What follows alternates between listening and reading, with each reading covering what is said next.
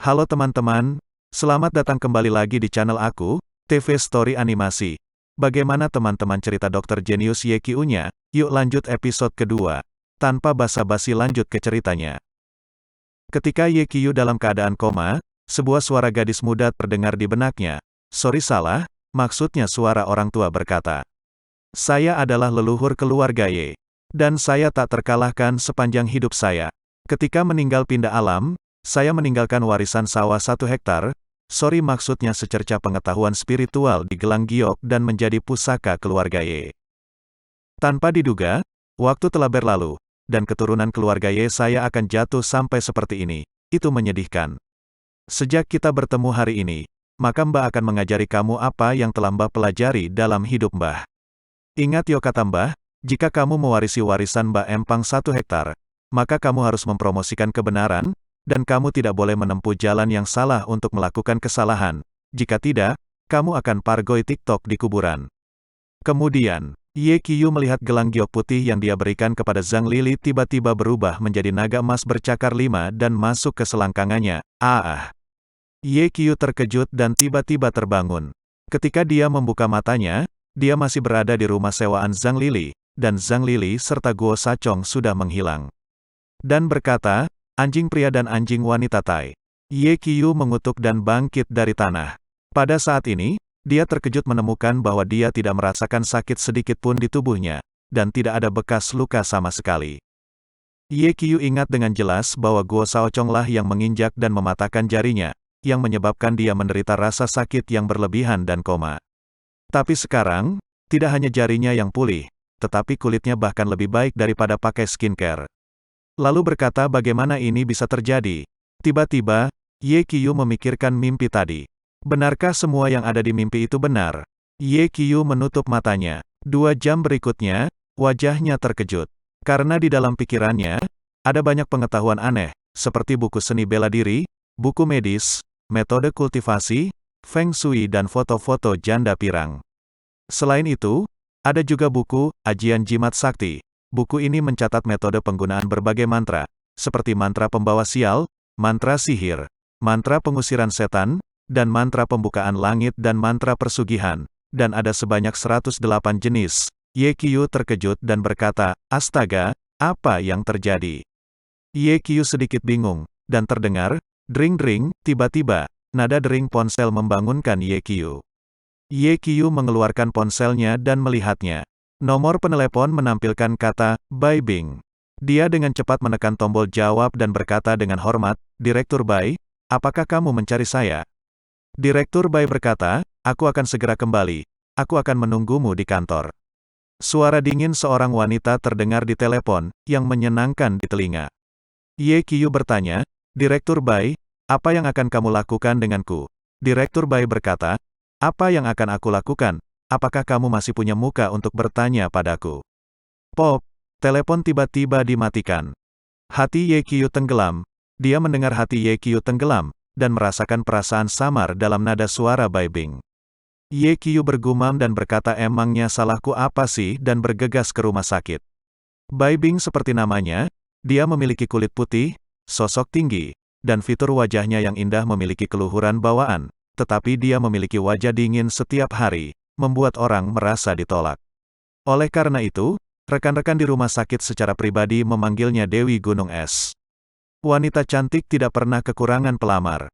Banyak orang mengejar Bai Bing, tetapi tidak ada satupun yang berhasil. Tampaknya makhluk seperti wanita dilahirkan dengan darah sombong di tulang mereka, tetapi Bai Bing lebih sombong daripada wanita biasa. Tentu saja, dia memiliki modal arogan. Meskipun Bai Bing masih muda, dia sangat ahli dalam bidang kedokteran, dan menerima gelar doktor dari Royal College of Medicine pada usia 23 tahun. Pada usia 24 tahun, Bai Bing terkenal di Jiangsu. Pada usia 25 tahun, dia dipromosikan secara luar biasa dan menjadi direktur dokter bedah termuda dalam sejarah rumah sakit Jiangsu. Dapat dikatakan bahwa, di seluruh lingkaran medis Jiangsu, nama Bai Bing banyak diketahui semua orang.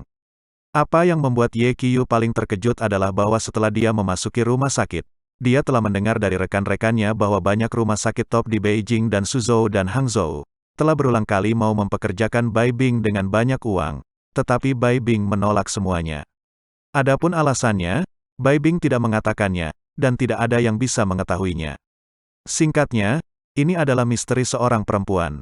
Ye Qiu bergegas ke rumah sakit, dan begitu dia berjalan ke lobi, dia melihat beberapa perawat muda di meja bimbingan medis dan melihat ke arahnya, tanpa menyembunyikan rasa jijik di wajahnya. Ekspresi para perawat kecil itu sudah menjelaskan bahwa sesuatu pasti telah terjadi, dan sepertinya ada hubungannya dengan mereka. Ye Qiu berpikir dalam hati, apakah benar aku membuat kesalahan? Ye Qiu tidak punya waktu untuk berpikir, dan langsung pergi ke kantor Direktur Bai, mengangkat tangannya dan mengetuk pintu neraka. Silahkan masuk. Sebuah suara dingin datang dari dalam neraka. Ye Qiu menarik napas dalam-dalam, dan membuka pintu, dan masuk, hanya untuk melihat Bai Bing membolak-balik catatan hutang. Ye Qiu bertanya, Direktur Bai, apakah kamu mencari saya? Ye Qiu bertanya dengan lembut. Bai Bing tidak mendongak, dan menatap catatan medis di tangannya. Ye Qiu menahan nafsunya di dalam hatinya, dan perasaan ada yang tegang menjadi lebih kuat. Dia telah bekerja di bawah Bai Bing untuk sementara waktu, dan dia memiliki pemahaman umum tentang karakter Bai Bing. Jika dia tidak menjawab, itu berarti dia lapar. Biasalah semua perempuan gak jelas. Ye Qiu berpikir dalam hati sendiri, apakah saya benar-benar melakukan kesalahan? Kalau tidak, bagaimana mungkin Direktur Bai bisa marah? Tetapi setelah memikirkannya dengan hati-hati, aku seharusnya tidak melakukan kesalahan bukan? Bai Bing tidak berbicara, dan Ye Qiu tidak berani berbicara. Berdiri di batu neraka dan dia melirik Bai Bing diam-diam. Hari ini, Bai Bing mengenakan baju dinas malam perak putih, dan menguraikan sosok tinggi itu dengan sempurna. Dengan bernapas, gunung atas yang menakjubkan itu bergelombang, seolah-olah dia akan menembus ke meja dan melompat keluar kapan saja dan tumpah-tumpah. Rambut hitam panjangnya ditarik ke belakang kepalanya, beserta dengan ketombe dan memperlihatkan wajah yang sangat cantik dengan dua buah melon. Menetes air liurku, setelah membiarkan Ye Qiu mengering selama 5 menit, Bai Bing mengangkat kepalanya dan melemparkan catatan medis di tangannya di depan Ye Qiu, dan berkata dengan dingin, apakah ini catatan medis yang kamu tulis? Ye Qiu mengambil catatan medis dan melirik cepat, lalu mengangguk, dan berkata, ya, Direktur Bai, saya menulis ini di pagi hari. Bai Bing berkata, mengapa rekam medis Anda sama persis dengan yang ditulis oleh Guo Shaochong? Bai Bing berteriak berkata, terus terang jelaskan, mengapa Anda menyalin rekam medis Guo Shaochong? Ye Qiu berkata, ini persis sama. Tidak mungkin. Ye Qiu menjelaskan dengan tergesa-gesa, saya menulis catatan medis ini di kantor di pagi hari. Saya tidak menyalinnya. Bai Bing berkata, kamu bilang kamu yang menulisnya. Apakah ada bukti? Ye Qiu berkata, ya. Zhang Lili pergi ke departemen untuk memberi saya coklat di pagi hari, dan dia melihat apa yang saya tulis. Bai berkata, tapi Zhang Lili sudah bersaksi pada Guo Shaochong, dan membuktikan bahwa rekam medis ini ditulis oleh Guo Shaochong, apalagi yang ingin kamu jelaskan?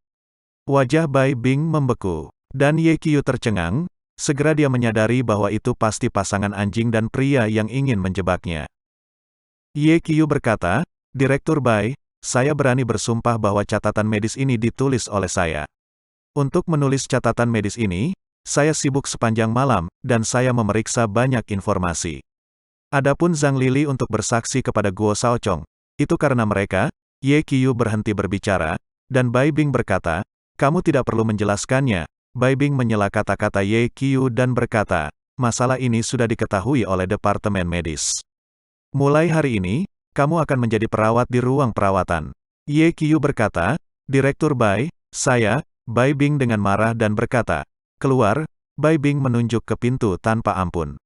Ye Qiu mengepalkan tinju kakinya, menahan amarah dan keluhannya, dan meninggalkan kantor direktur dengan sebel, dan berkata, Guo Shaochong, Zhang Lili, tunggu saja tanggal mainnya, aku pasti tidak akan melepaskanmu.